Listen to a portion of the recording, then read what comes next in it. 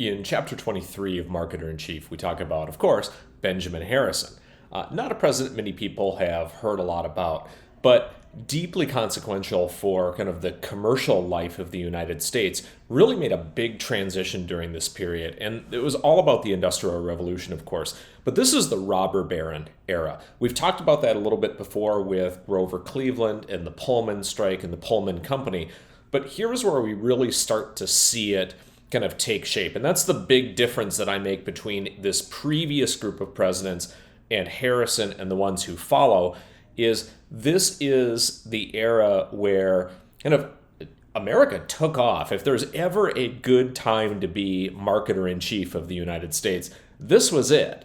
So Benjamin Harrison kind of through Dwight Eisenhower, a really long era of dominance on the world stage. We don't quite see it yet with Benjamin Harrison, but all the pieces are there. And one of the key pieces was a guy you might have heard of, more than Benjamin Harrison, Rockefeller, and some of James J. Hill and Carnegie and some of these other folks who really transformed American commercial life. It was the excerpt I want to read to you just helps illustrate that a little bit, what that transition was like. So let's do that, and then we'll swing back to what it all meant.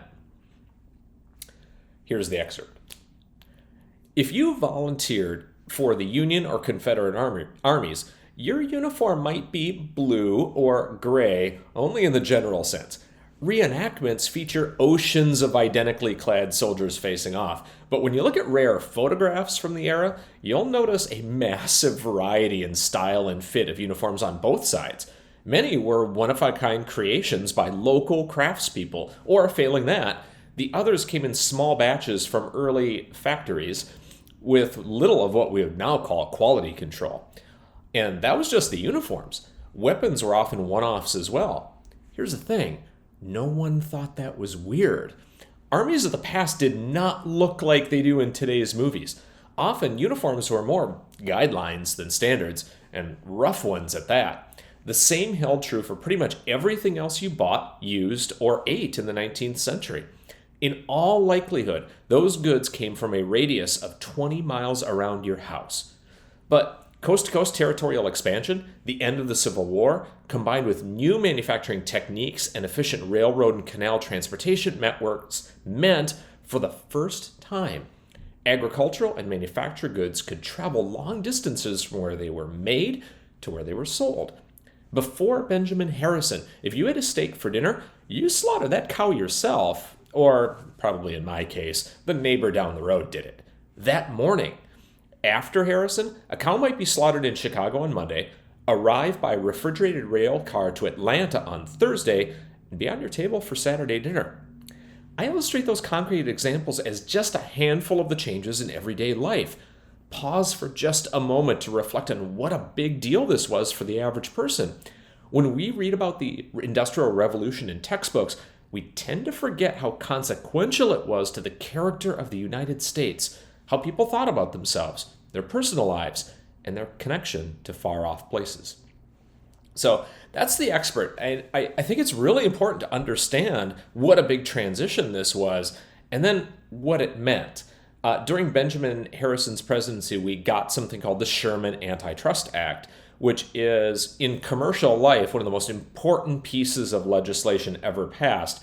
And it's really all about how do we make that kind of, what is a trust? That there's nothing wrong with earning a monopoly. You just can't use monopoly power to keep yourself in power. It seems like it would be kind of a bit of a dry chapter on that, but I run through specific examples that make it really real for everybody. And I think it's important to understand that we are still living with antitrust concerns today as Amazon gets huge, Apple gets huge, some of these companies kind of rise and fall.